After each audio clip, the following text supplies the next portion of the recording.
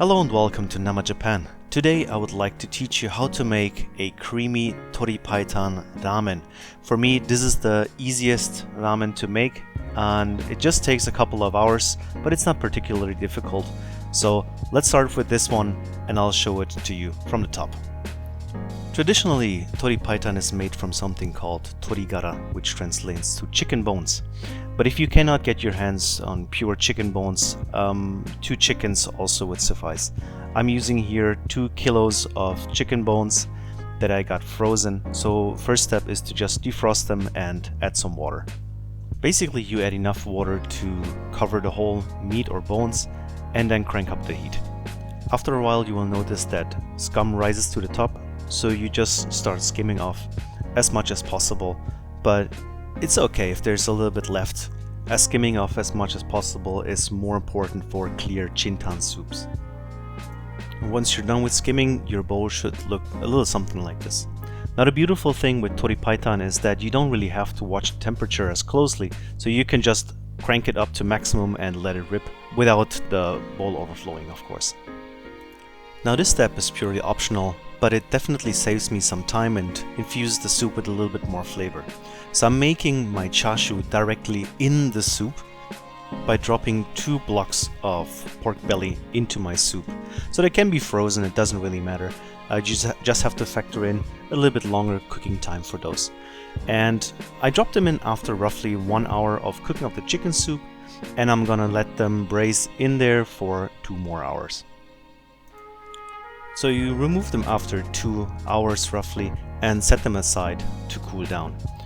And this is what my soup looks like after 3 hours of boiling, and this after like 5 hours of boiling. You need to refill water from time to time to keep it boiling just like this for in total 5 hours, and you add nothing else before the next step. So after boiling a total of 5 hours, you can start adding your aromatics. In this case, I'm adding some hakusai or napa cabbage, some onions with skin on, some negi or Welsh onions, some shiitake, dried ones would actually be better, and lastly some lightly crushed garlic cloves, also with skin on. The next optional step is to add some katsuboshi. I've got the thick cut kind here, but the small flakes that you can often find for okonomiyaki and such are also fine. Another optional step is to throw in some niboshi, which are dried infant sardines. If you can find them, the degutted and headless types are ideal, otherwise you have to degut them and take off the heads yourself.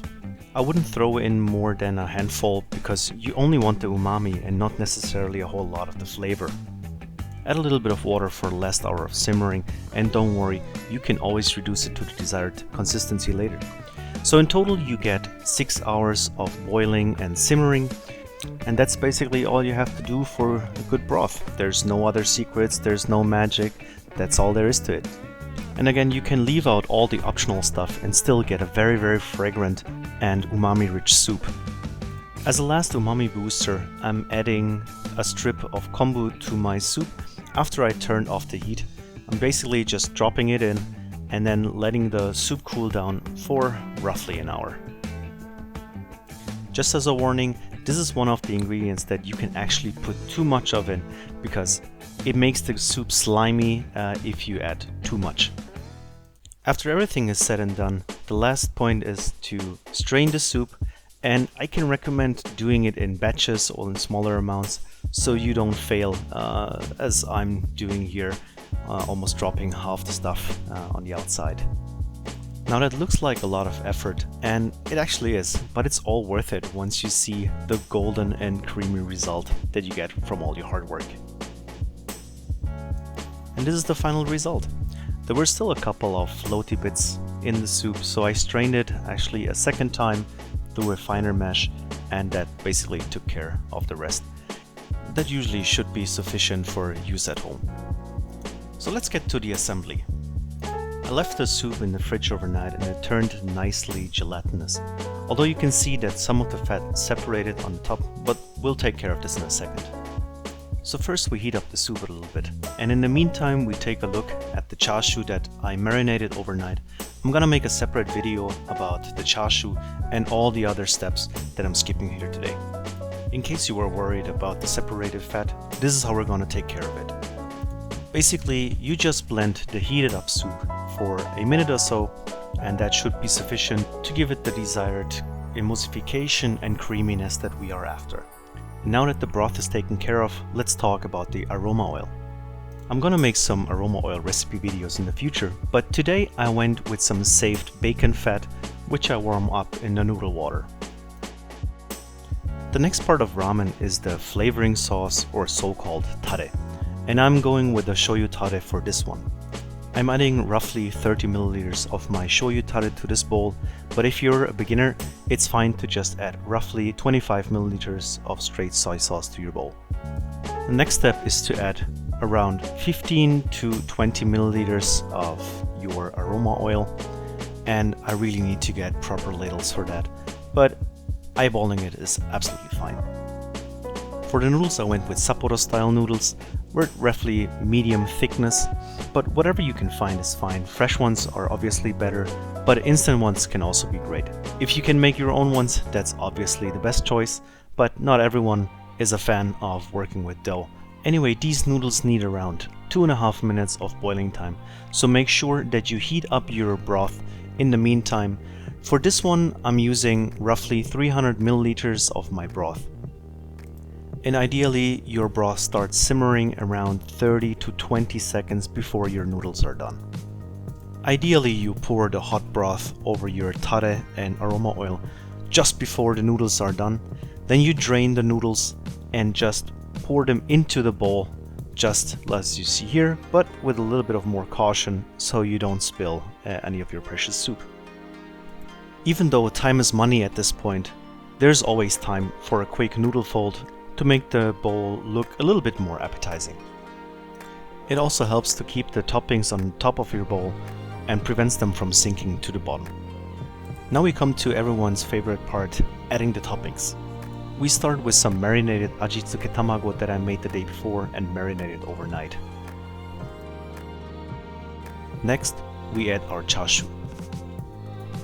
Now I think I still have some work to do with making my ramen a little bit more visually pleasing, but you know, this does the job. And lastly, we add some fine negi, which is Welsh onion. If you cannot find negi, then spring onion or leek is also acceptable. Well, and that's it, your own homemade bowl of Tori Paitan.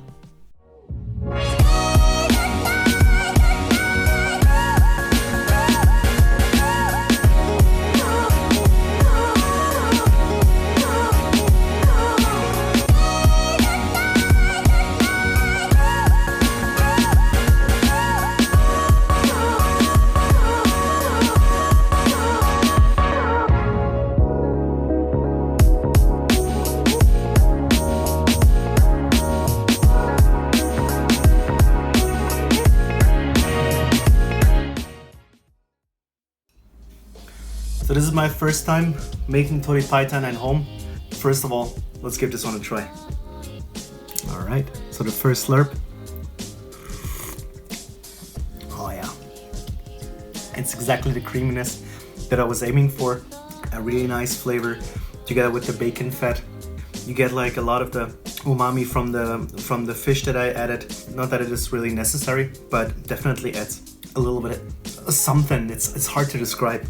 But definitely the creaminess is off the charts here. So let's try this together with the noodles.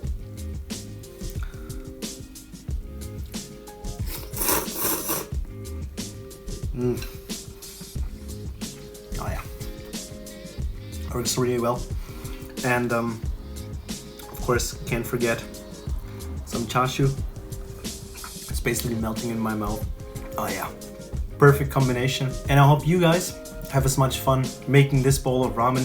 And don't forget, the most important thing is make ramen your own. Make this your own bowl. Everything I said is just a rough guideline. You can tweak it, you can change it, whatever way you like it.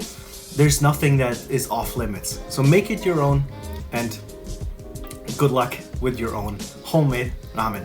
And that's all for today. If you like my video, Click like, subscribe, and I'll see you guys in the next one.